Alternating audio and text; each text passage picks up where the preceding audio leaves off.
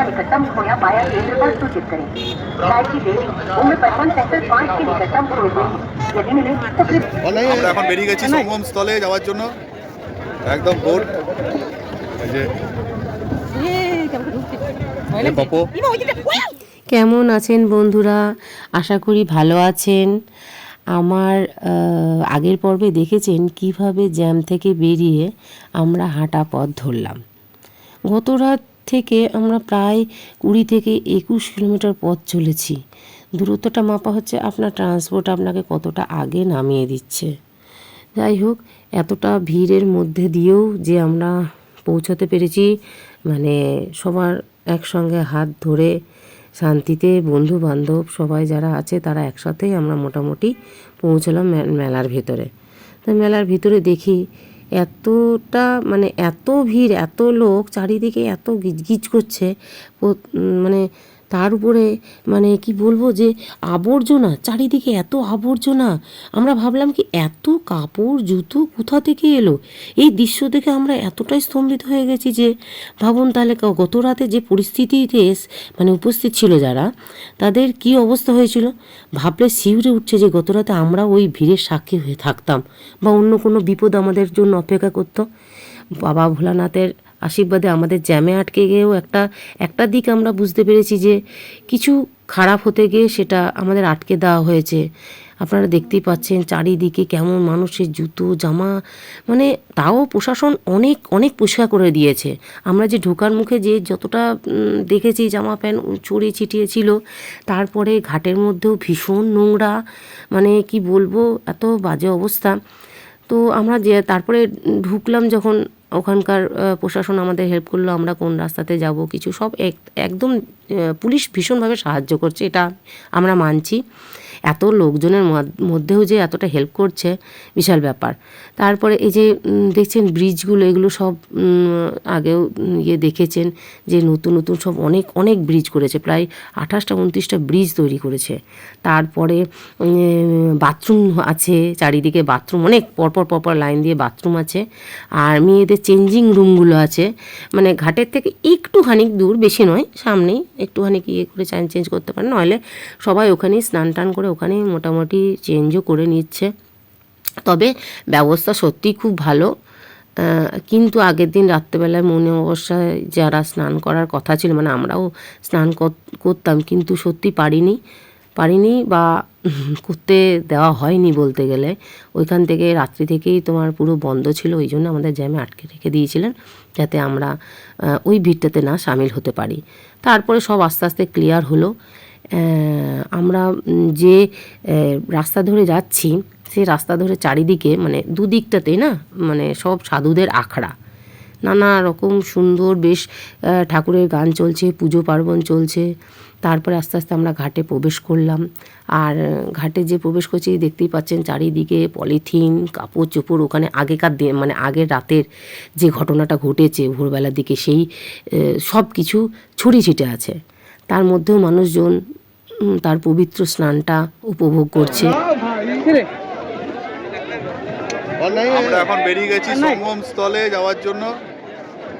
একদম বোট এই যে পপো।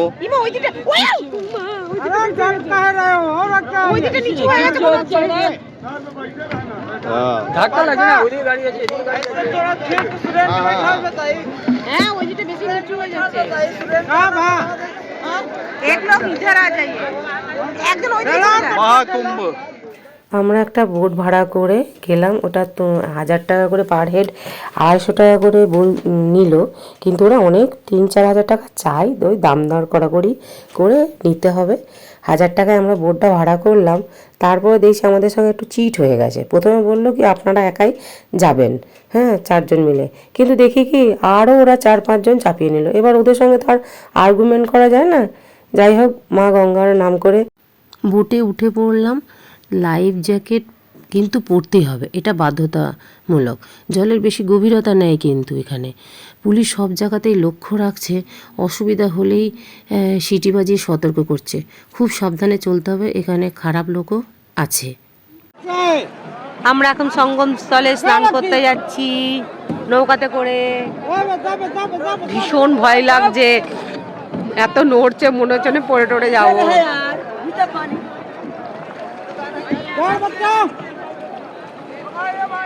বাপরে, কি হয়েছে? হ্যাঁ, ঠোকাঠুকি লাগাচ্ছে, বোঝা যাচ্ছে। আমাদের এখন স্নান হয়ে গেল, স্নান করে আমরা এবার আখড়ার দিকে যাচ্ছি।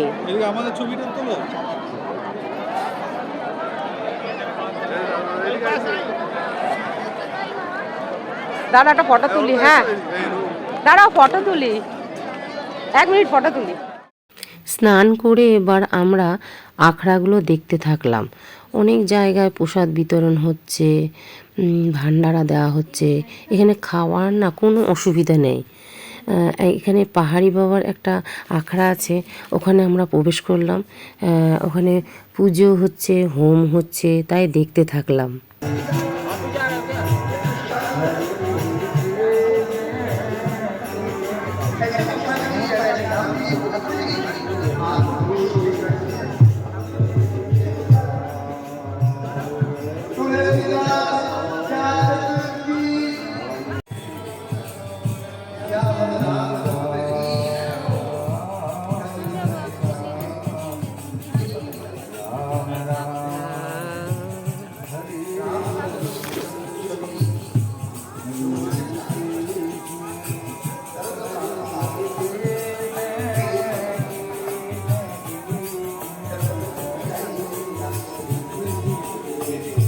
আমরা প্রণাম টোনাম সেরে আখড়া থেকে বেরিয়ে এলাম। আবার সাইডে আরও অন্যান্য আখড়াগুলো দেখছিলাম। দেখতে দেখতে একটা কথা বলা ভালো যে আপনারা যারা আগামী দিনে বিশেষ পুণ্যতিথিতে স্নান করতে আসছেন বা আসতে চলেছেন, তারা নিশ্চিন্তে আসুন, কোনো অসুবিধা নেই। সাথে একটু পর্যাপ্ত পরিমাণের খাবার এবং জল আর মেডিসিন সাথে নিয়ে আসবেন অবশ্যই। আর মানসিকভাবে প্রস্তুত হয়ে থাকবেন যে আপনাকে রাস্তায় জ্যাম পেলেও পেতে পারেন। আর 1.5 ঘন্টা 1-2 ঘন্টা নয়, প্রায় 8 থেকে 10 ঘন্টারও বেশি জ্যাম পেতে পারেন। সব মিলিয়ে 18-19 ঘন্টা আমরা জ্যাম পেয়েছি। হয়তো আগামী দিনে আরও এই ব্যাপারটা মানে কুম্ভ মেলার যাতায়াতের ব্যাপারটা আরও হয়তো শিথিল হয়ে যাবে, অসুবিধা নেই, জ্যাম আস্তে আস্তে সরে যাচ্ছে। তা আপনারা বুঝতেই পারছেন আমাদের মানসিক অবস্থাটা তাহলে কেমন ছিল। তবুও বলবো খুব এনজয় করেছি, খুব ভালোভাবে এই পুরো কুম্ভ মেলা দেখেছি। যা যা আমার দেখার ইচ্ছা ছিল সব দেখেছি, সাধু সঙ্গ পেয়েছি, খুব সুন্দর। কিছু কিছু নাগা সন্ন্যাসীদের দেখার ইচ্ছা ছিল, তাদেরকে সামনে থেকে দেখেছি। তবে আমার ভীষণ ভয় লাগছিল ওনাদেরকে দেখে। তারপরে মেলা থেকে একটু কিছু খাওয়া দাওয়ারও ব্যবস্থা করছিলাম, খেতে ভীষণ খিদে পেয়েছিল। স্নান করে এসে কিচ্ছু খাইনি। এখানে ছোলার চাট পাওয়া যাচ্ছিল, ওখানে আমরা ছোলা টোলা কিছু খাওয়ালাম, মিক্সচার ছোলা টোলা খেলাম। খেয়ে টেয়ে নিয়ে ওনাকে জিজ্ঞেস করছিলাম এগুলো। ওদের ওখানে আবার ছোলা মাখাটা একটু অন্য ধরনের।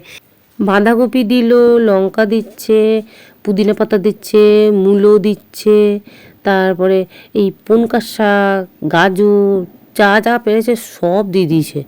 দিয়ে ছোলা মাখার যে একটা আলাদা টেস্ট হয় সেটার 12টা বাজিয়ে দিয়েছে। এবার আমরা মেলার থেকে বাইরের দিকে রওনা দিলাম। রাস্তাটা মানে পুলিশকে জিজ্ঞাসা করলাম আমরা কোন দিকে। ওখানে 2-3টে রাস্তা আছে, আমরা যে পথে এসেছিলাম ঠিক সেই পথে আমরা আবার ব্যাক করছি।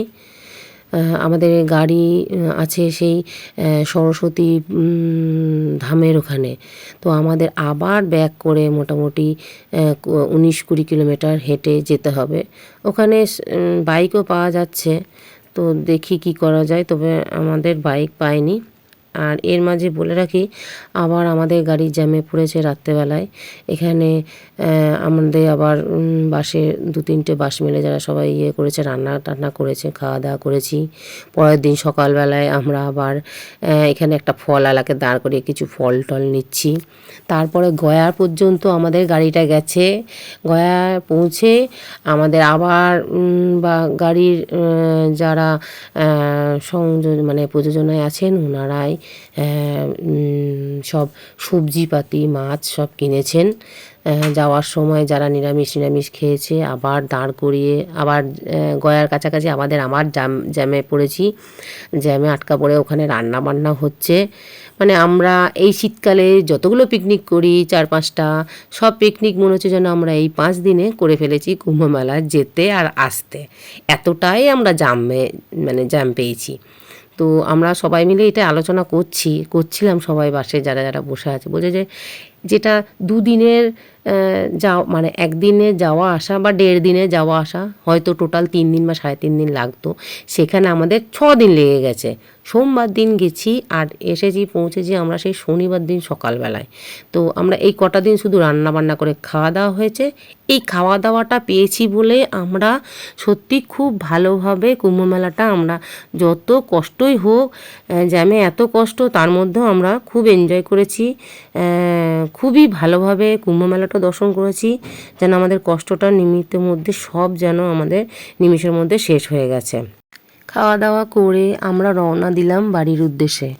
মাঝে বিকেল 5টা থেকে 8টা পর্যন্ত আমরা জ্যামে পড়েছিলাম। আবার আমরা কুম্ভ মেলা খুব ভালো দেখলাম। আমার এই ভিডিওতে কিছু ভুল ত্রুটি হয়ে থাকলে প্লিজ বড় দিদি বা ছোট বোন হিসাবে ক্ষমা করে দেবেন, আর চ্যানেলটা লাইক করে দেবেন আর সাবস্ক্রাইব করে দেবেন।